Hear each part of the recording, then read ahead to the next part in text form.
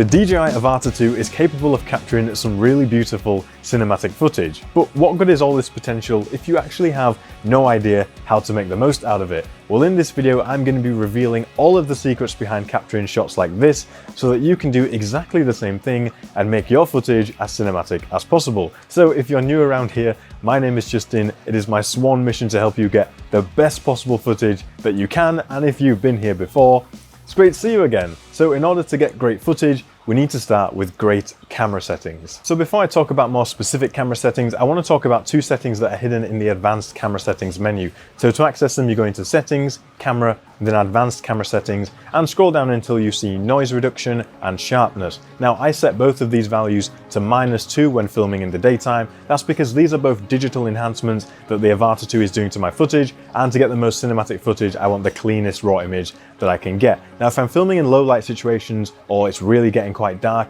you can ramp up the noise reduction a little bit to sort of -1 or 0.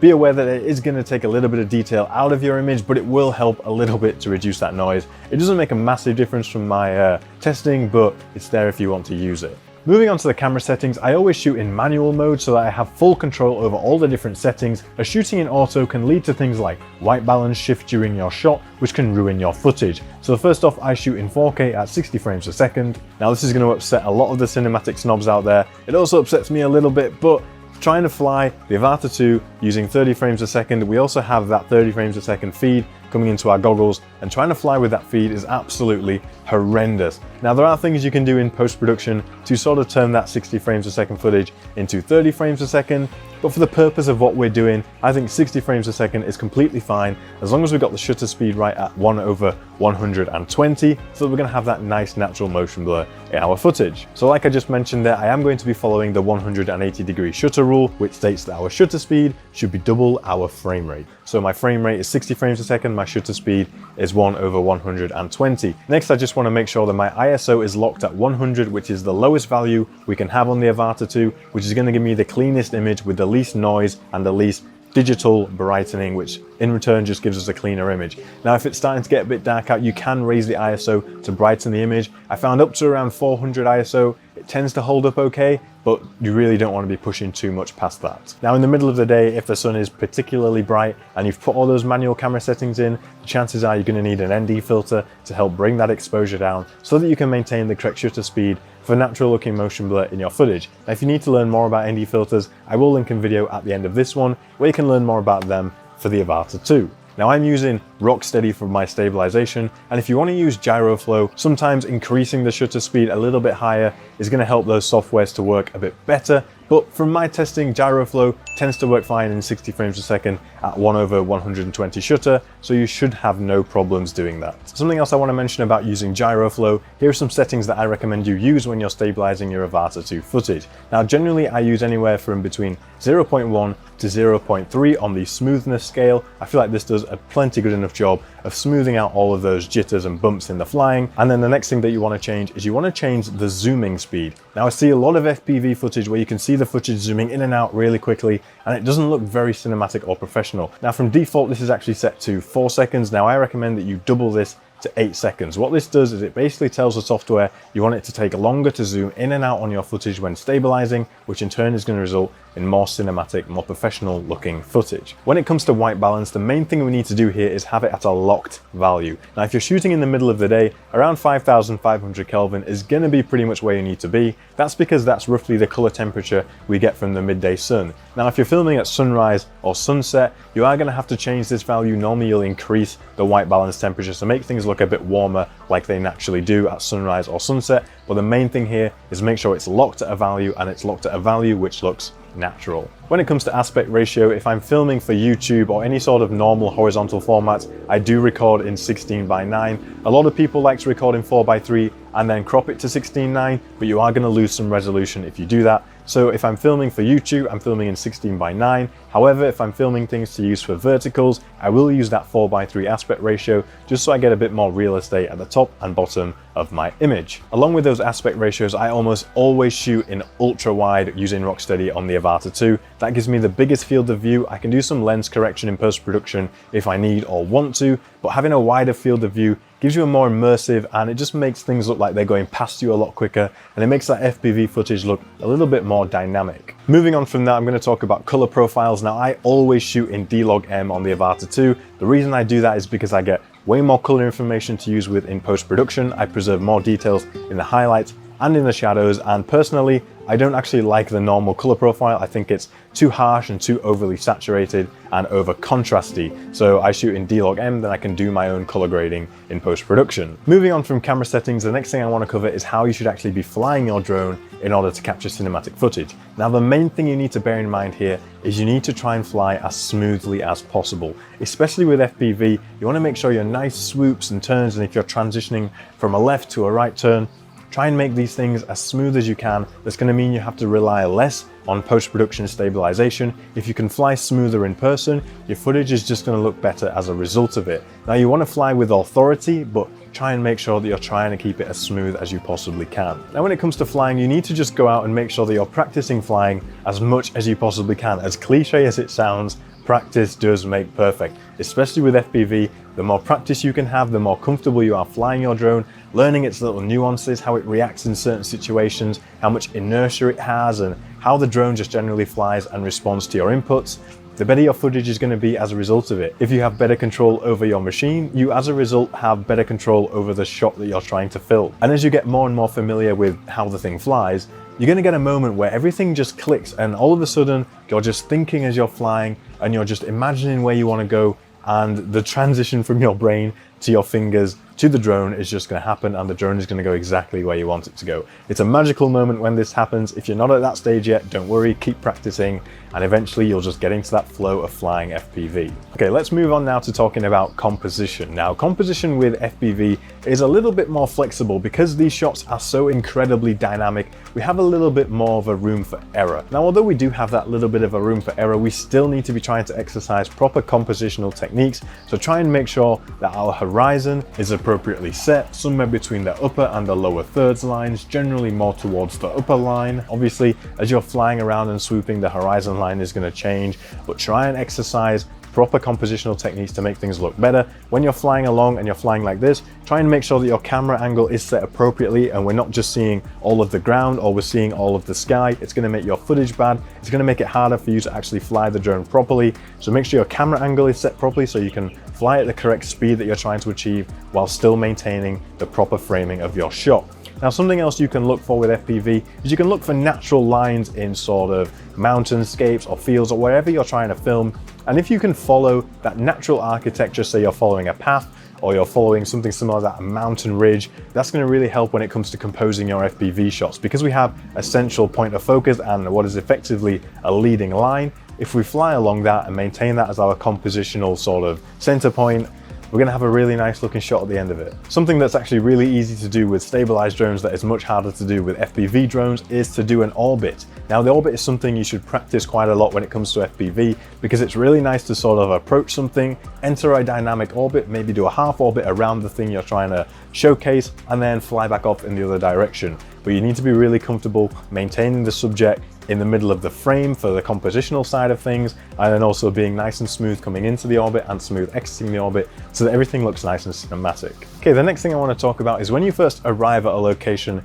you want to spend some time to really scout the area out and have a look and see what interesting features there are. Look for nice gaps that you could potentially hit. Now, have a look just by sort of looking around with yourself when you arrive there, and also when you start flying, have a little fly around and visually scout the area with your drone, because things are going to look a little bit different from the sky, and what you thought might look good from the ground might not look so good from the sky, and vice versa. So spend a bit of time to scout the area and then think about how you can plan a shot, link things together, make some interesting movements, and yeah, it's going to give you a bit more of a head start and a bit more of a plan of action when it comes to actually flying and capturing your shots. The next thing I want to talk about is remaining completely focused when you're trying to capture your footage. Now, it's really easy with FPV because we're already so immersed with the goggles on, but one thing you need to make sure that you're putting yourself in a location where you're not going to have any sort of external factors that could distract you or cause you to sort of lose control of the drone, and at the very least ruin your shot, and at the very worst cause you to crash and lose the drone. So try and think about where you're actually putting yourself.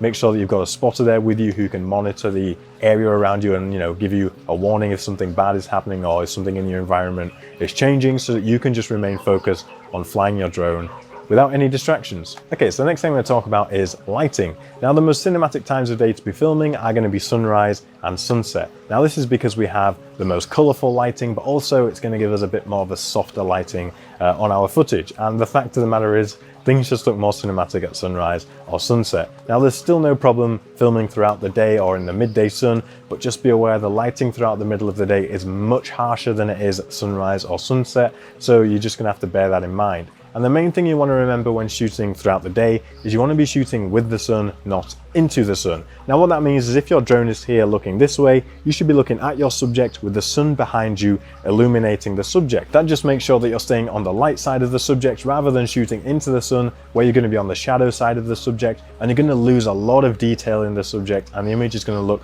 nowhere near as nice and cinematic as it did if you're shooting with the sun. Now, there are some times when shooting into the sun is a more stylistic thing, but generally this does actually happen at sunrise and sunset when you're trying to capture the silhouette of something whilst you're sort of showcasing that sunrise or sunset. Now, something else to remember, if you're shooting in the middle of the day and you put those optimal camera settings in, the chances are you're going to need to use an ND filter to bring that exposure down to the correct levels while still retaining that natural motion blur in your footage. Now let's move on to the post-production side of things. So when it comes to post-production, there are going to be two main things that you notice about your footage. The first being, if you've shot in D-Log-M, your footage is going to look sort of unsaturated and a bit grayed out and not exactly how you would expect it to look like a fully polished piece. And the second thing you're going to notice is that there's no sound at all with your footage. Now, that's because if a drone like this recorded sound, it would just be like, and that's not cinematic.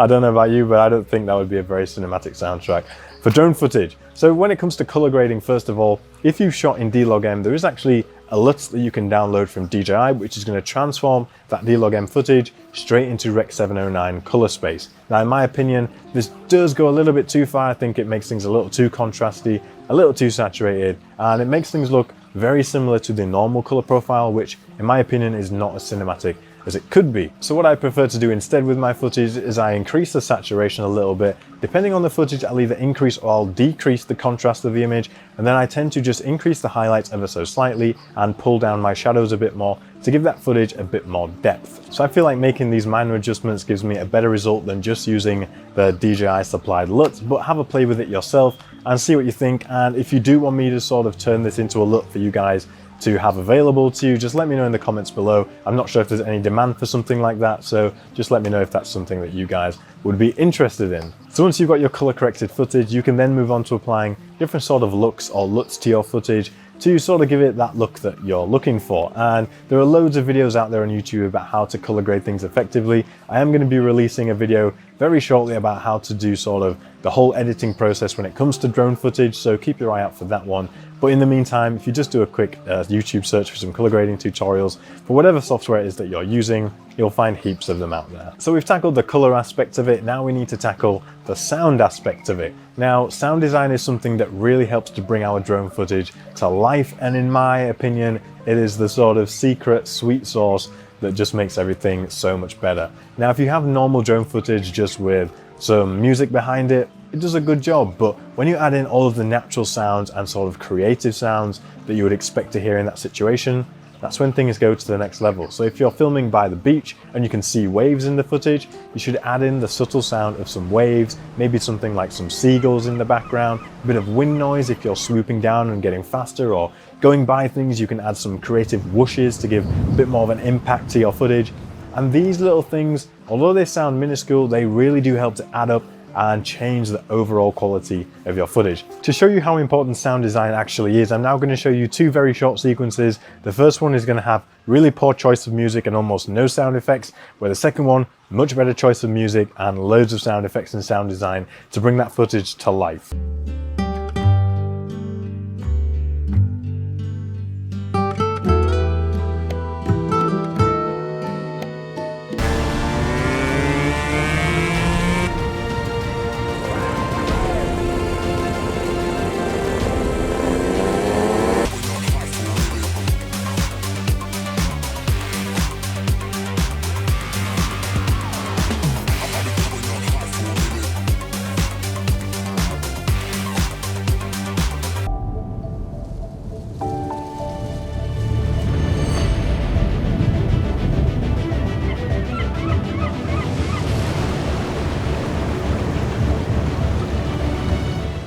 Okay, now you know what a massive difference sound design can actually have on the impact of your footage. Now I do also have a fully dedicated video on sound design. I'm going to link that one down in the description so you can go and check that one out after this one.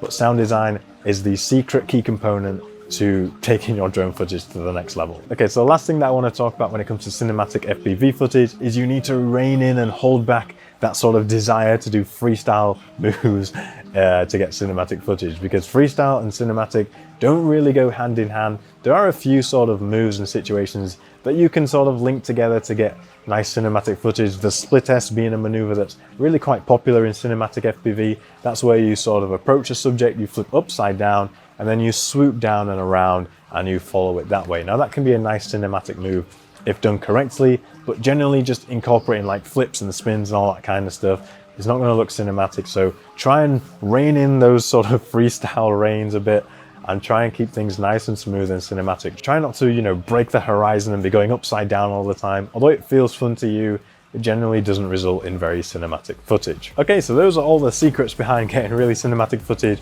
with your Avata 2. You now know basically everything that I do every time I go out to try and fly and capture the most cinematic footage that I can. Now, like I said during this video, if you need to learn more about ND filters, you can go and check out this video right here. And if you want to learn about that secret source of sound design, go and check out this video right here. As always, thank you so much for watching, and I will see you in the next one.